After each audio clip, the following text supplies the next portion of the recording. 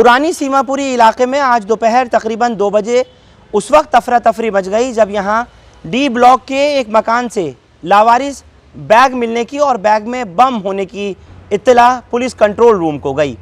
आनन फानन में पीसीआर की गाड़ियाँ, थाना सीमापुरी के पुलिस अफसरान और उसके अलावा फ़ौरन मौके पर बॉम्ब डिस्पोजेबल स्क्वाड और डॉग स्क्वाड वगैरह पहुंचा।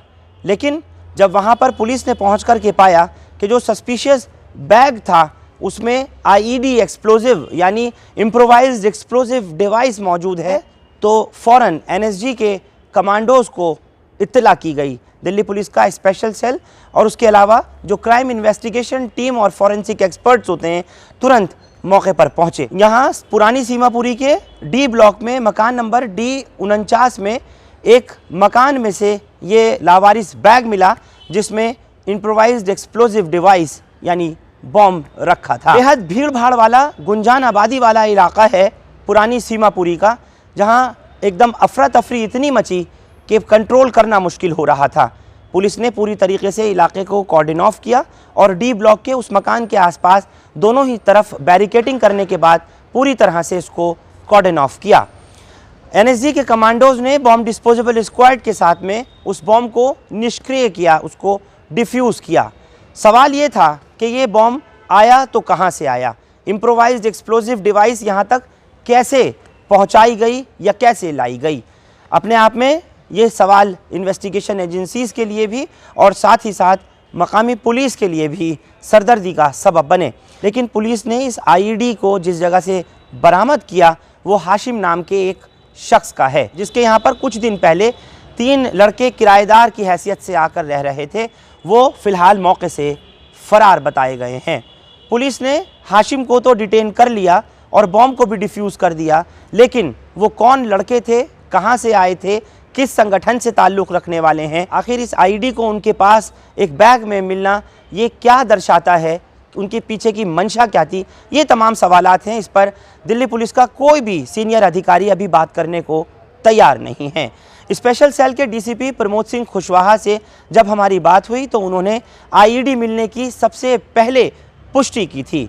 उनके ज़रिए ही बताया गया था कि मौके से आईईडी एक्सप्लोजिव मिला है, जिसको एनएसजी के कमांडोज़ ने और डॉग स्क्वाड ने निष्क्रिय किया, उस बॉम्ब को डिफ्यूज़ किया। आपको याद दिलाना चाहता हूं कि पिछले ही महीने त्रिलोकपुरी मेट्रो स्टेशन के पास भी 2 सस्पिशियस बैग मिलने की कॉल पुलिस को मिली थी। जब बॉम्ब स्क्वाड ने चेक किया था तो उस बैग में से कपड़े मिले थे। और उससे पहले की आपको बात याद दिलाना चाहता हूं, जामिया नगर मेट्रो स्टेशन के पास से एक सस्पिशियस कार खड़ी होने और उसमें बॉम्ब रखे होने की खबर पुलिस को मिली थी, जिसके बाद पुलिस मौके पर पहुंची थी। और ये बात 26 जनवरी से पहले की थी, लेकिन जो सस्पिशियस कार पुलिस को मिली थी उसकी पूरी सघन तलाशी ली गई तो एक पुरानी बैटरी मिली थी, बॉम्ब जैसा कोई सब्सटेंस नहीं मिला था। और उससे पहले की बात आपको याद दिलाना चाहता हूं, जो गाजीपुर फूल मंडी है वहां पर एक काले रंग के बैग में आईईडी इम्प्रोवाइज्ड एक्सप्लोजिव डिवाइस यानी वही बॉम्ब मिला था और उसको भी एनएसजी के कमांडोज ने डिफ्यूज़ किया था। दिसंबर के 2nd वीक से लेकर के 26 जनवरी के ऐन पहले तक दिल्ली के अलग अलग इलाकों में दिल्ली पुलिस के जरिए, जिला पुलिस के जरिए बॉम्ब ब्लास्ट होने की या लावारिस बैग मिलने की जो कॉल्स थी वो की जा रही थी। आपको याद होगा कि 15 दिसंबर 2021 से लेकर के 26 जनवरी से ऐन पहले का जो वक्त था, उस वक्त में लगातार दिल्ली में दिल्ली पुलिस के ज़रिए मॉक ड्रिल्स की जा रही थी। अलग अलग डिस्ट्रिक्ट की जो पुलिस है वो भीड़ भाड़ वाले इलाकों में, शॉपिंग मॉल्स में, बाज़ारों में मॉक ड्रिल्स कर रही थी, जिससे कि टाइम कैलकुलेशन और आपस में जो डिपार्टमेंट्स हैं, फायर है, कैट्स है, डिज़ास्टर मैनेजमेंट है या फिर और दूसरे जो डिपार्टमेंट्स हैं, उनका आपसी कोऑर्डिनेशन देखने के लिए मॉक ड्रिल्स की गई थी।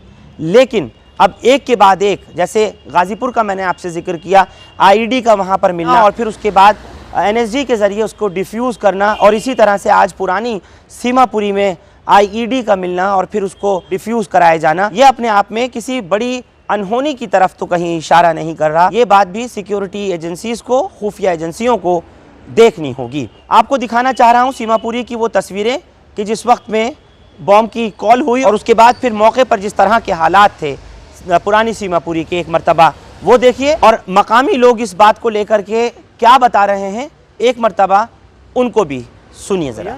देखो, कोई मकान है उसमें किराएदार रहते थे, मौके पर पुलिस हैगी, बाइक तेरी है? हमारे SHO साहब हैंगे, DCP साहब हैंगे और वो अपना काम कर रहे हैं। अभी किसी को कुछ नहीं पता क्या है। घर चलाना है तो काम धाम के जरिए से उन्होंने किराए पे दे रखा था। बाकी यहाँ के लोगों से आप पूछिए, इनके वालिद साहब भी बहुत शरीफ थे और ये बच्चा भी ऐसे ही था ना, कोई वो तो ऐसा कभी हुआ ही नहीं। अरे भैया आराम से यार, झूठ बोल के फंसा रहे हैं, किराए पे नहीं आता, मुझे क्या पता था? इधर देखिए, इधर इधर इधर क्या हुआ था? किराए पे आप कौन है? उसे फंसा दिया, किराए पे ले गया, पता नहीं था। नाम क्या है? नाम नाम नाम क्या है? आसिम है। आ गया। अच्छा बोलिए,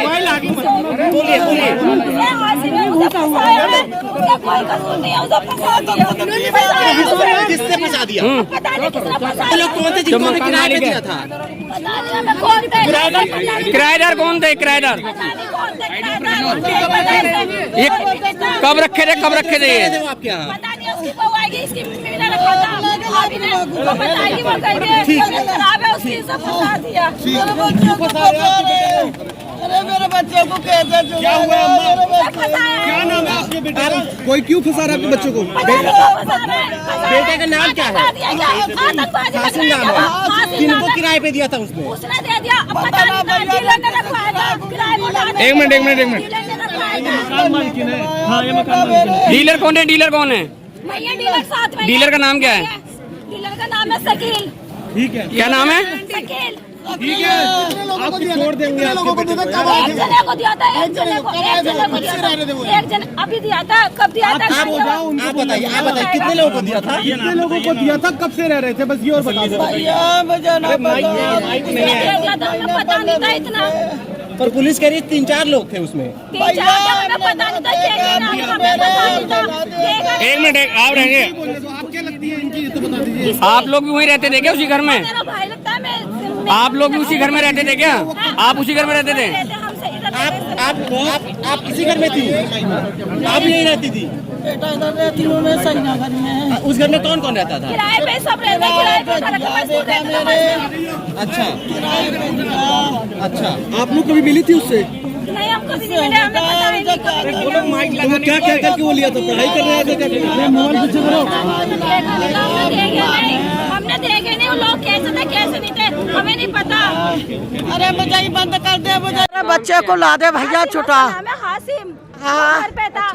हाँ, पुलिस वालों किसी ने बुलाया कि तुम्हारे घर पे छापा डला है। इतने वो जब आया ना, उसे हिरासत में ले लिया, उसी टाइम से उसे ले गए। जब से मैं पता नहीं था, जब से पूछ रहा मैं पता नहीं। अरे मेरा आदमी होता दुनिया काम करता, बेटी मेरे बेटी है उसकी, वो काम ही नहीं करता, वो तो अपने किराए का करता भैया मेरे, वो तो कहीं काम पे भी ना जाता। किराए के बस किराए उठा देता था, वो ना उठाता था, पैसे नहीं उठाता। बस ने ये गलती करी कि उनकी आईडी नहीं जमा कराई थाने में। बस देखिए, पुरानी सीमापुरी का एरिया जहाँ आप खड़े हैं, ओल्ड सीमापुरी, और यहाँ पर जो है जिनका मकान था, उनका मालिक का नाम है हाशिम, और उसमें किराएदार रहते थे।